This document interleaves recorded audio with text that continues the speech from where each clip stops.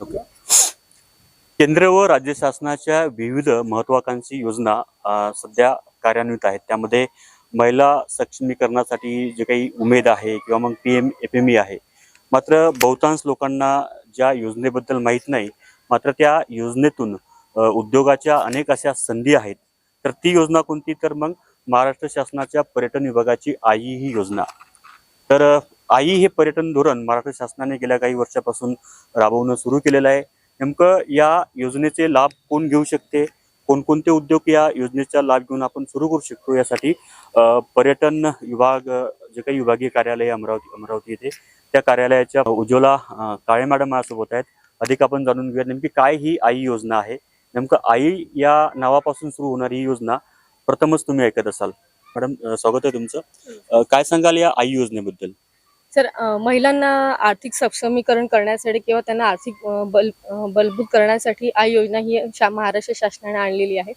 यामध्ये महिलांना tours and ट्रॅव्हल्सचा व्यवसाय, bakery, hotel, event management company, छोटे छोटे रेस्टॉरंट, उपाहारगृह, इव्हन कॅफे सुद्धा त्या स्वतःच्या बळावरती टाकू शकतात. यामध्ये त्यांनी बँकेतनं 15 लाखाचं लोन काढावं. त्या लोनवरती शासन त्यांना 12% 7 वर्षाकरिता 4.5 लाखाचा व्याज परतावा देतो. त्याच्यामध्ये त्यांनी जे मिनिमम डॉक्युमेंट्स दिले आहेत त्या डॉक्युमेंटच्या आधारावरती आम्ही त्यांचं पात्रता प्रमाणपत्र देतो कार्यालयामधनं आणि ते त्या बँकेमध्ये सबमिट करून मग ते लोन सँक्शन करतात सर. आणि त्यानंतर तुम्ही जसं सांगितलं हॉटेलिंग किंवा पर्यटनाशी निगडीत जेवढे काही व्यवसाय आहेत, 15 लाखापर्यंत मिनिमम. हो सर, आपली शासनाचीच लिमिट आहे, आपलं GR आहे त्यानुसार 15 लाखाचीच लिमिट आहे.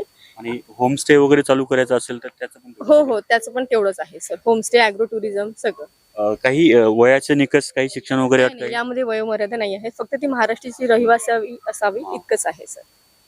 तर वाशिम जिल्ह्यामध्येही अनेक अशा गृहिणी आहेत ज्यांनी या आई योजनेचा लाभ घेतला आणि ते आता टूर्स ट्रॅव्हल्स असेल किंवा मग इतर काही उद्योग असतील त्यांनी सुरू केलेले आहेत. कोणकोणते प्रामुख्याने? आता वाशिममध्ये तर आपलं ऑफिस नाहीये, अमरावतीला जावं लागतं. प्रादेशिक कार्यालय. संपर्क साधायचा आणि वाशिममध्ये कोणते लाभार्थी आहेत? वाशिममध्ये मंगरुळपीर इथले आहेत, कारंजा मधले आहेत आणि आजूबाजूच्या ठिकाणचे पण आहे सर. ते आम्ही त्यांच्याशी आमचा नंबर दिलेला आहे, लँडलाईन नंबर आहे, आमचा स्वतंत्र नंबर सुद्धा आम्ही त्यांना दिले. ते आमच्याशी कॉन्टॅक्ट करतात आणि आम्ही त्यांचे डॉक्युमेंट्स बोलून आम्ही त्यांचं अप्लिकेशन सुद्धा भरून देतो आणि त्यांना पात्रता प्रमाणपत्र देतो. अलीकडच्या काळामध्ये नेचर टुरिझम नावाचा एक प्रकार आलेला आहे. यातून आपण समजा शेतामध्ये काहीतरी करतो, कृषी पर्यटन, तर त्यासाठी पण ही योजना लागू होते? हो, त्याकरता सुद्धा लागू आहे सर ही योजना. तर महाराष्ट्र शासनाच्या पर्यटन विभागाची आई ही योजना, आई हे धोरण महिलांना सक्षम करण्यासाठी शासन राबवित आहे. आपल्याला देखील या योजनेचा जर लाभ घ्यायचा असेल तर पर्यटन विभागाचं विभागीय कार्यालय अमरावती येथे आहे. आणि मॅडम, अजून कसं सांगाल की संपर्क कसा साधायचा वाशिमच्या महिलांनी? माझं नाव उज्ज्वला काळे आहे, मी प्रकल्प अधिकारी अमरावती येथे आहे. आमचं जे विभागीय कार्यालय हे 5 जिल्ह्याचं आहे.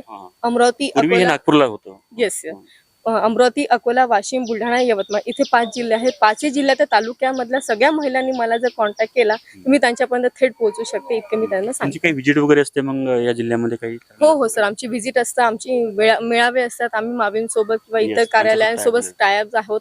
त्यांचे जे मेळावे असतात महिलांचे, आम्ही तिथे जातो, त्यांना आमच्या योजनेबद्दल माहिती देतो आणि त्यांची मदत करतो सर. नक्कीच या महत्वाकांक्षी योजनेचा लाभ घेऊन आपण देखील पर्यटनाशी निगडीत असे उद्योग सुरू करा, जेणेकरून आपलंही आर्थिक उत्पन्न सुरू होईल आणि कुठेतरी योजनेचा देखील प्रचार होईल. थँक्यू.